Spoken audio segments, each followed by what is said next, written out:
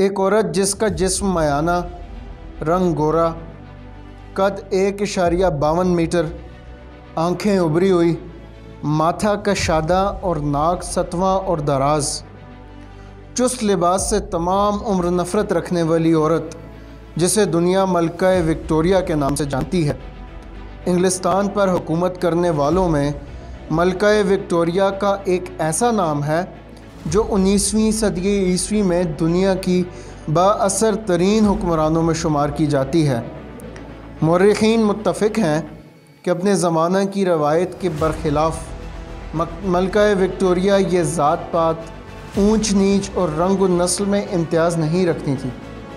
مشہور ہے کہ محل میں حکم تھا کہ ہندوستانیوں کو کالے آدمی نہ کہا جائے، چنانچہ ایک بار جب برطانوی وزیر اعظم نے بڑی محفل میں یہ لفظ استعمال کیا تو انہیں معافی مانگنی پڑی۔ سن 1857 کی جنگ آزادی کو گزرے ابھی 30 برس بھی نہیں ہوئے تھے اور انگریز حکام مسلمانوں کو اس بغاوت کا ذمہ دار ٹھہراتے تھے۔ مسلمانوں کے خلاف اس تعصب کے باوجود ملکہ وکٹوریہ نے ہندوستانی سیاست میں دلچسپی لینا شروع کر دی۔ انہوں نے وائسرائے کو خط لکھے کہ آگرہ میں ہندو مسلم فسادات روکنے کی ہر ممکن کوشش کی جائے۔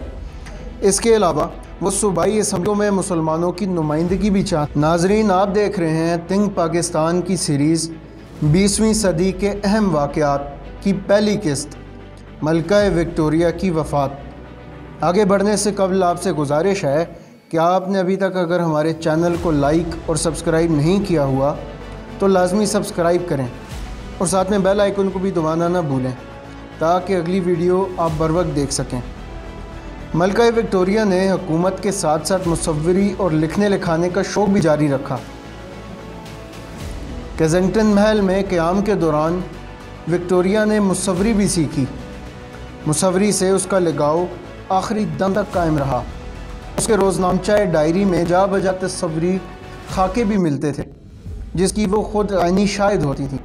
1833 میں اپنا ذاتی خاکہ بھی بنایا جو روزنامچہ وکٹوریہ میں موجود ہے۔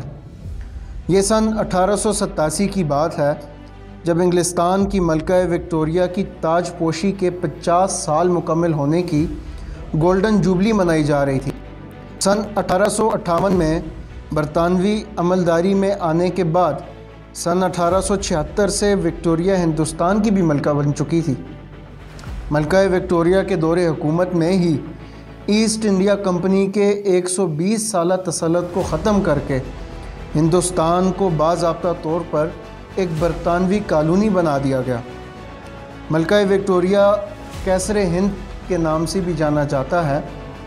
ملکہ وکٹوریہ کے دور میں سلطنت برطانیہ اپنی طاقت اور عالمی اثر و رسوخ میں اپنی انتہا پر تھی اور یہ دور بہت تبدیلیوں کا دور تھا۔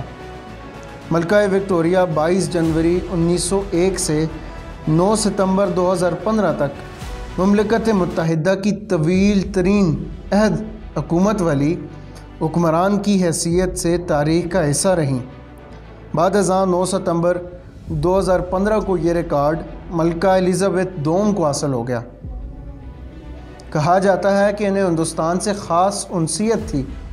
وہ خود تو کبھی ہندوستان نہ جا سکیں لیکن انہوں نے ہندوستان کا ایک حصہ اپنے پاس منگوا لیا تھا۔ سجیلے ہندوستانی گھڑ سواروں کا دستہ اور خدمت گار تو محل میں پہلے ہی سے موجود تھے۔ اب گولڈن جوبلی کے موقع پر ملکہ نے فرمائش کی کہ انہیں 2 ذاتی خدمت گار ہندوستان سے بھیجے جائیں۔ یہ حکم جب آگرہ کے سینٹرل جیل کے سپرنٹینڈنٹ جان ٹائلر تک پہنچا تو انہوں نے اپنے ماتحت کلرک 24 سالہ عبدالحکیم اور ایک ہندوستانی خدمت گار محمد بخش کو اس فرض کی ادائیگی کے لیے منتخب کیا۔ ملکہ وکٹوریہ الزبیتھ اول کے بعد پہلی ملکہ تھیں جو تخت شاہی پر کمارگی کی حالت میں برسر اقتدار آئی تھیں۔ 1839 میں لارڈ میلبورن کے ساتھ شادی کی جس سے 9 بچوں کی پیدائش ہوئی جو بعد ازاں یورپ کے مختلف شاہی خاندانوں میں بیائے گئے۔ اسی نسبت سے ملکہ وکٹوریہ کو یورپ کی ساس بھی کہا جاتا ہے۔ وفات 1840 سے 1882 تک وکٹوریہ پر 7 قاتلانہ حملے ہوئے جن میں ملکہ بالکل محفوظ رہیں۔ بعد ازاں جنوری 1901 کے اوائل میں ملکہ وکٹوریہ علیل ہوئیں اور عمر کے 81ویں حصے میں وہ اپنے مشاغل میں مصروف تھیں، حتیٰ کہ اپنے روزنامچہ کے آخری صفحہ وفات سے 7 روز قبل لکھا۔ جنوری 1901 کے دوسرے ہفتے میں ان پر فالج کے اثرات نظر آنے لگے اور بینائی کمزور ہو گئی اور وکٹوریہ کو چلنے پھرنے میں دقت پیش آنے لگی۔ 22 جنوری 1901 کو وکٹوریہ علالت میں شدت آ گئی اور دنیا سے رخصت ہو گئی۔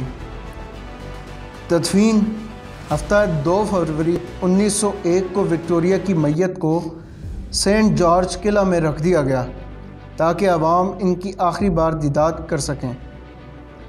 پیر 4 فروری 1901 کو آخری رسومات ادا کی گئیں جن میں یورپ کے شاہی خاندان شریک ہوئے۔ وکٹوریہ یورپ میں واحد اور آخری ملکہ تھی جن کی آخری رسومات میں تقریباً یورپ کے تمام شاہی خاندان شریک ہوئے۔